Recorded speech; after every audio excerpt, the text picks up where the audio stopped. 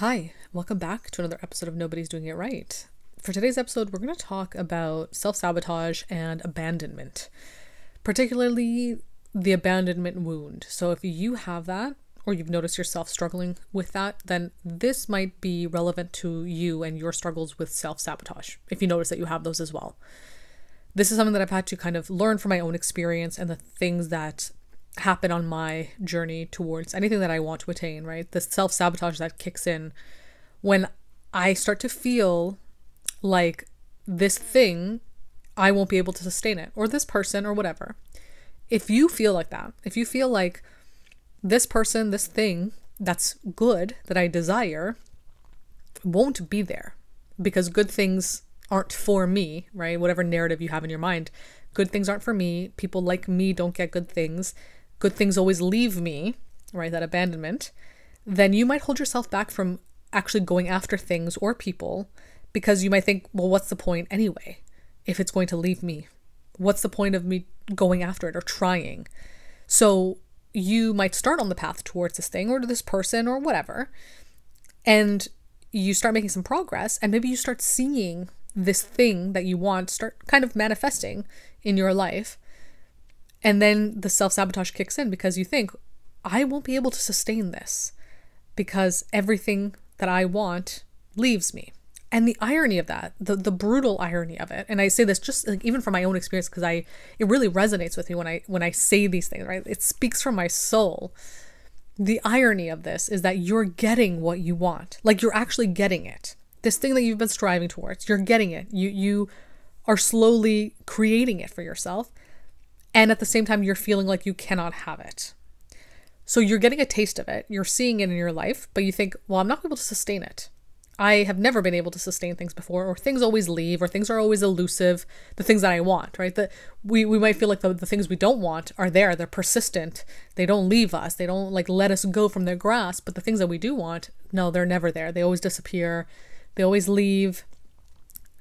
And you think, well, I have this thing now that I want, so it's going to leave inevitably. So before you actually give it the chance to leave, if it even does, because it might not, before you even give it the chance to leave, whether it's a person, whether it's an opportunity, whatever, you've made the decision for both of you. You've made the decision that it's going to leave, whether it likes it or not, because you self-sabotage.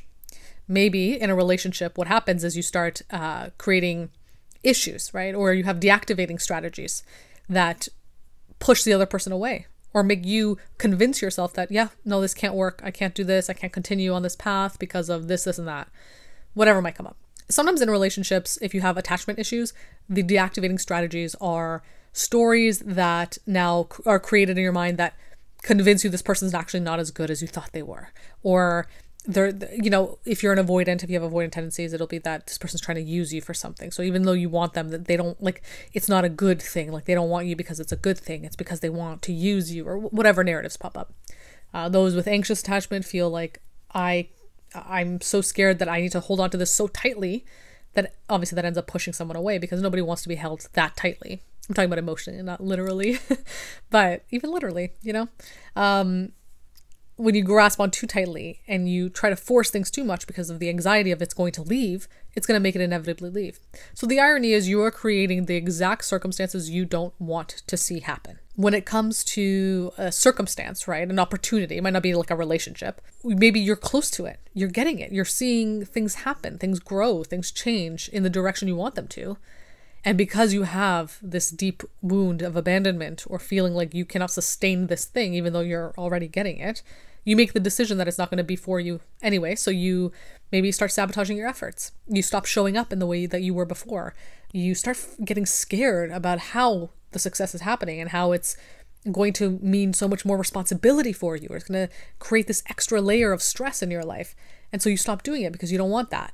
In that moment, you're making the decision that this thing is not going to stay in your life because you are deciding that it's not going to be there. And this is not to disregard the experience, because I get this. I've been in this. I still struggle with it, right? It feels very out of our control when it happens. The fear is real. The anxiety around it is real. The insecurity is real. Like we feel that deeply. But one thing that's really helped me on my journey and recognizing this when it happens and recognizing that it's self-sabotage and not doing it anymore, working against it, is realizing that I have a lot more control and power here than I think I do. There's many things in life that we cannot control. There are many things that happen that we have no say in, and that's just life, and you have to kind of roll with the punches. But there are also many things you can control, and you're not realizing that you actually are controlling them. You're thinking that it's an external circumstance that's creating the negative circumstances that are happening here. And sometimes it's not. Sometimes it's actually you, disguised as something else. That's the annoying part of this. And this is something that I talk about in a lot of my content. I think it's something that I talk about one-to-one with the people I work with. Sometimes it's you. And not in a bad way. Like, this isn't to say that you're the problem, you're the issue. No, if you listen to my content, that's never the angle I take with this work. This is to say that you have more power than you think you do, which is a great thing. It's a liberating thing. The unfortunate part of that, though, is the power that you have, you're using it to hurt yourself. Because maybe deep down you feel like you are not good enough. So you feel like you deserve to be hurt. You might not consciously realize this because you might be thinking, well, of course I want to experience good things. Of course I want to succeed in this thing, or of course I want to be in a healthy relationship, whatever. Deep down though, deep down, you might feel like, but I'm not good enough. I don't have this, and this. I'm not a good person. Whatever the narrative is for you. And so that deep belief, that little seed sprouts into all this like self-sabotage, all these branches of self-sabotage that you don't even realize are stemming from, I'm not good enough. I don't believe I deserve good things, so I'm not going to make good things happen for me. And if a good thing does happen, I'm going to make sure it doesn't stay. I'm going to make sure it goes away. And that's really sad because that is you doing yourself a disservice. That's you dishonoring yourself. And again, this isn't easy to work through. It's hard to even recognize at times. And it isn't to shame you if you go through this. None of this is to shame anybody because it sucks for us, right? It's really difficult. The point of this episode, hopefully, is to bring awareness to the fact that self-sabotage is usually a way for us to try and prove a narrative that we have in our minds, right? There's something that we believe deep down. You could believe consciously that, no, of course I deserve good things, right? And that's good. You can believe that consciously. Subconsciously, there might still be a seedling of a belief that you are not deserving. That's what we really need to recognize and be aware of, because that can actually be way more powerful than the conscious belief we have.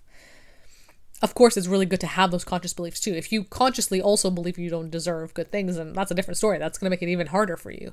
But if you consciously have at least the awareness of, no, but of course I do, right? Of course I believe I deserve good things. Other people do, so I do too. That's a great awareness to have.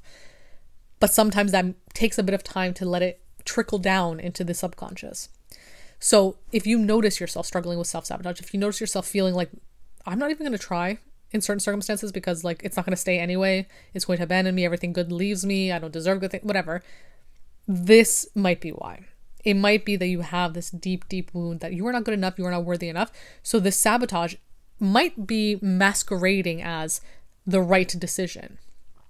The self-sabotage might say to you, well, no, this isn't good for you because it doesn't feel good. There's something scary here. There's something uncomfortable here. There's something unfamiliar here. So it's not good for you. So we're just going to, backpedal and go back to where we were. Self-sabotage might feel like it is looking out for you. It might feel like a safe thing to do. But it's really important for you to ask yourself where it's stemming from. Where is this decision to not do this thing anymore, to not show up anymore, to nitpick certain things or look deeper into somebody's behavior, maybe trying to uncover certain red flags or something. Where is that actually stemming from? That'll indicate to you if it's coming from a place of fear, anxiety, scarcity, insecurity, or from a place of deep love for yourself. And I think, again, all of this is my own experience. I'm not a therapist. It's just the work I've done for myself and the way I've had to really explore this stuff for me. I think that anything that's coming from a loving place requires you to believe that you deeply deserve it, deserve love, are worthy of it. So if you notice yourself having issues with self-sabotage and the sabotage is convincing you, no, we have to stop doing this because of X, Y, and Z, ask yourself, okay, that reasoning of why we have to stop doing this thing, or we have to nitpick this person's behavior or look deeper or whatever, ask yourself where it's coming from. Is it coming from fear? Fear of what? Right? Anxiety of what? And then follow that trail. Follow where that leads you to, because more often than not, I think, again, just my own experience, it'll lead you to that deep core wound of, not being good enough, not being worthy, things abandon me because I'm not good enough, whatever it is for you. It's going to be different for everybody. Follow the breadcrumbs, follow that trail, see where it takes you, and it'll help you uncover what is actually the right path for you, what is actually aligned with who you want to be, and what is just self-sabotage kicking in, convincing you that this isn't the right thing for you. Because sometimes those two things are hard to tell apart. And then you end up exactly where you've always been, where you don't want to be because of your own power. You've done that for yourself, but you might not be realizing why. You might be thinking that it's the right thing for you to do, but it's actually just self-sabotage convincing you that it is. Convincing you that it's the right thing, that it's safer for you, that this is what's going to keep you lovable, safe, comfortable, whatever other words pop up for you. So I hope this was helpful. I hope it gave you a perspective on how to recognize the difference between self-sabotage and, actual care for yourself, and how the belief that things leave you, that things will abandon you, are deeply tied to the belief that you are not good enough. And that's what really needs to be tackled here. If you notice yourself going through, patterns and habits of self-sabotage over and over again, the moment you get close to something that you want, and you convince yourself out of it. Somehow you tell yourself, no, but maybe it's not what I want, even though it's what you've wanted for so long, This won't apply to every circumstance. It's not gonna, sometimes, you do things or you go after things that you don't actually want, and your intuition knows. So it's really important to be mindful and try and get as much clarity on it for yourself as possible. Obviously, I can't give you all the answers and all the solutions. You need to do that for yourself, and you can. You have the answers you need. It's just a matter of pushing aside all the fog that's being created because of those deep core wounds, and how they're trying to hide and masquerade as protection and keeping yourself safe and not wanting to be hurt. But the irony is that you end up hurting yourself because you decide to make things leave you. Sometimes, not always, obviously. But I'm just talking about in the circumstances when it is you, when you have the power and you're using it to hurt yourself. Because deep down you believe you deserve to be hurt, even though you don't want to be. Consciously you don't want to be, but deep down there's that core wound. So it's really important to be mindful and to recognize it and see it for what it is and shine a light on it. That's the point of all of this, just to bring awareness to it. Because the moment you see it, it's really hard to unsee it. Even if you continue to make the same mistakes and decisions and self-sabotage, you'll still have seen it. You won't be able to unsee it, and you'll know where it's coming from, so that the next time around you have the opportunity to choose differently and, be able to have more awareness around it as you move forward. So yeah, I hope this was helpful. I hope it was informative.